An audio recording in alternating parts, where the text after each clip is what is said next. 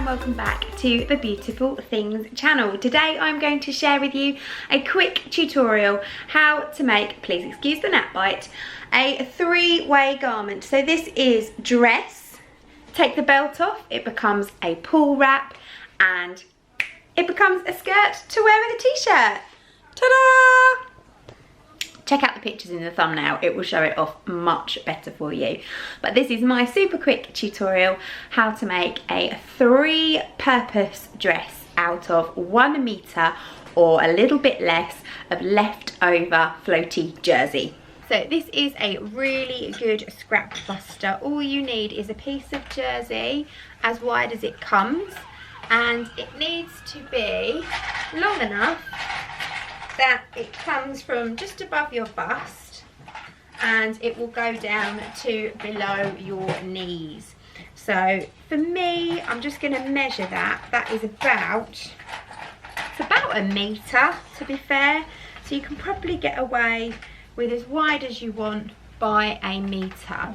And you're going to cut it into a nice rectangle and simply bring it right sides together and sew down the narrow edge and just turn it into a big fat tube.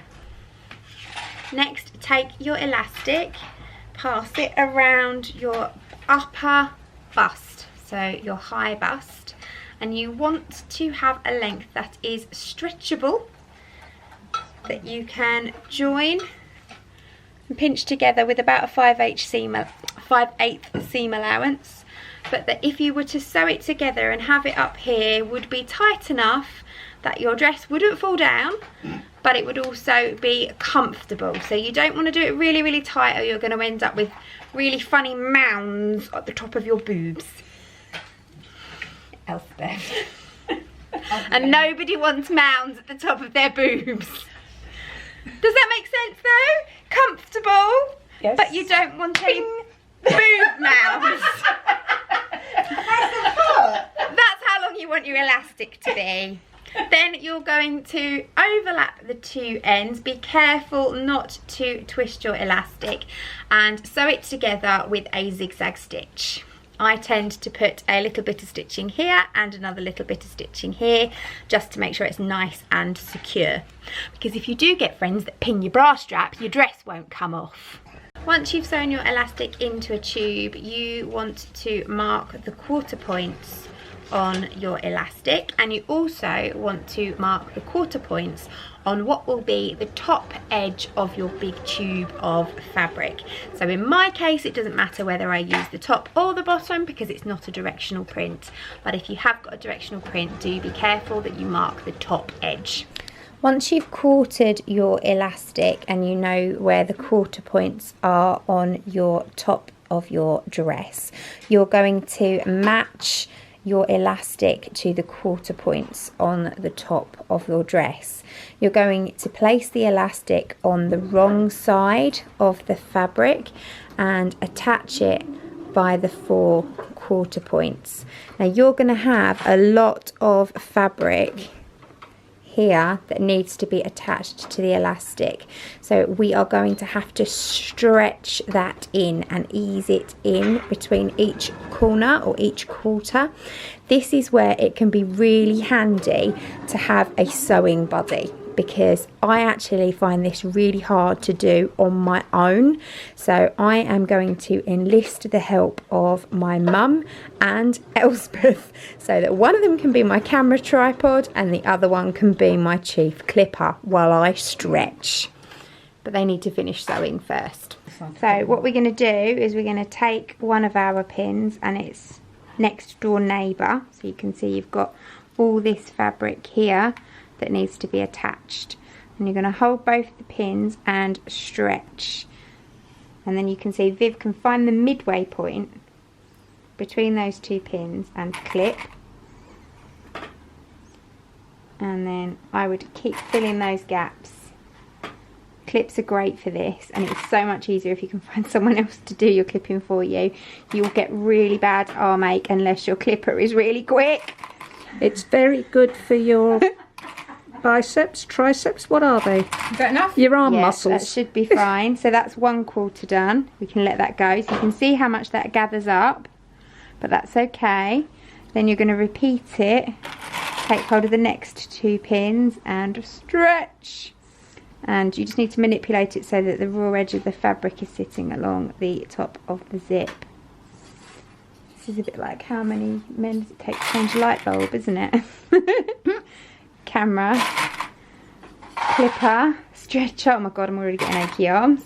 Tim, you'd be proud of this. He's getting an arm workout. Tim Pitman, had an personal arm training. workout Who needs him when one's yesterday. got Claire and her elastic? You made me see half an hour of boxing yesterday. Serves you right. Oh, so that's 2 bits done. And again, hold from pin to pin. Stretch. Stretch and clip. Stretch more different. If you do this by yourself, then you just have to kind of work out where the midway point is. Clip that first, and then start to put clips between clips between clips between clips as you work your way round. She's wobbling more now. One more between that pink and yellow one, please, Viv. And then the last bit.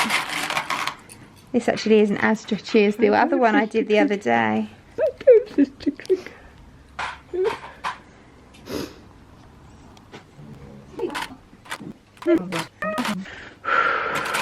And breathe. Come on, girl. Come on, you can do it. You can do it. Another 5. Another 5. Give me 5.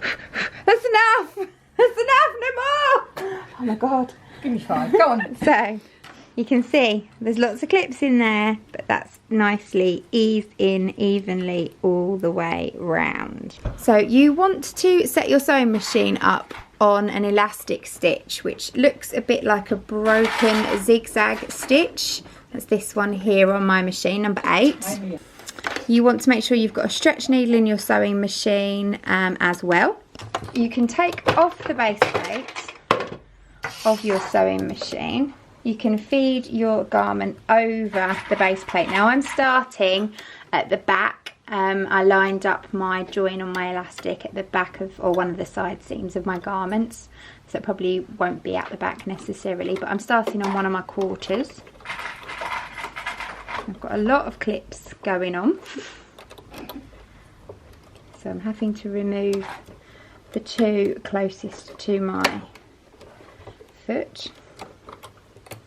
And I'm putting my presser foot down so that it's lined up on top of the elastic and putting the needle down.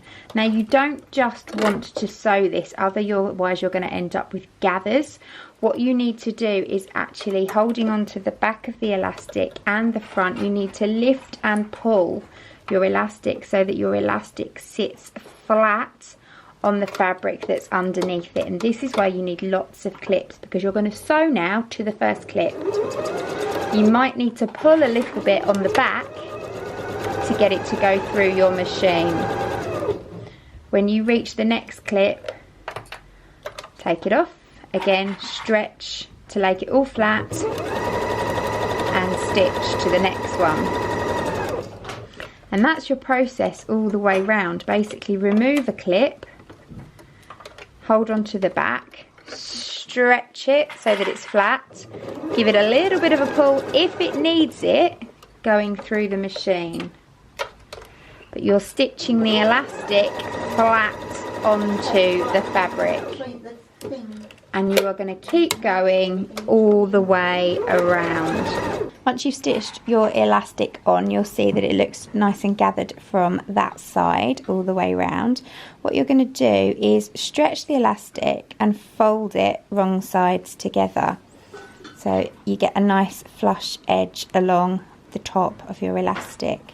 Once you've done that, then you're going to fold it again. When it's stretched out, you've got it nice and flush along the top. You can then just pop a clip on it. And you're going to keep working your way around doing that. So stretching your elastic so that you've got a nice flush flat edge, and then turning it on itself again. And it will look strange, but you're just going to work your way around, making sure that you've got a nice flush edge. So it'll be smooth to It wear. will be smooth to wear. So we're just stretching the elastic out, folding it under and under again.